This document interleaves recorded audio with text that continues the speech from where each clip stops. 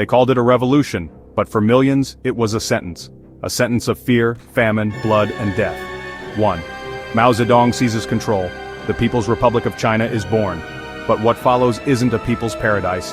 It's a machine of control and violence. First came the land reform and suppression campaign. Peasants were ordered to rise against their landlords. In reality, it was a bloodbath.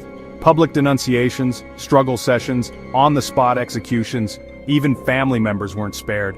Mao wanted the violence. He believed killing bound the peasants to his cause. By the mid-50s, over 1 million people were dead, some say 5. We may never know the full number. Then, the cities. The 3 anti and 5 anti-campaigns, officially about rooting out corruption.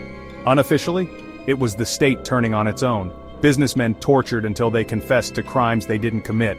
Executions by decree, suicides by the thousands. Shanghai alone averaged 10 per day. Then came Mao's bait and switch, the 100 Flowers campaign. Speak freely, he said. Intellectuals believed him. Within months, the trap closed.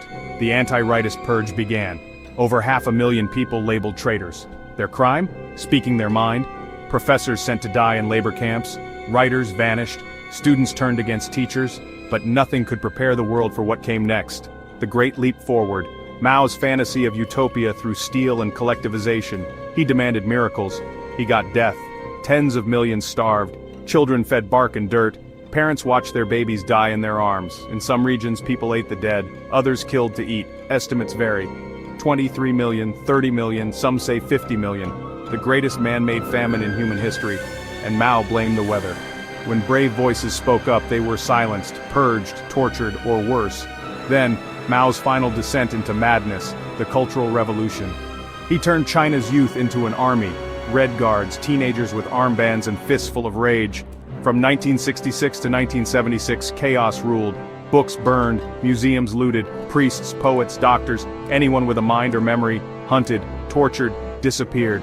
In Beijing, 1,772 murdered in a single month. In Guangxi, victims were not just killed, they were eaten. Mao's own comrades weren't safe.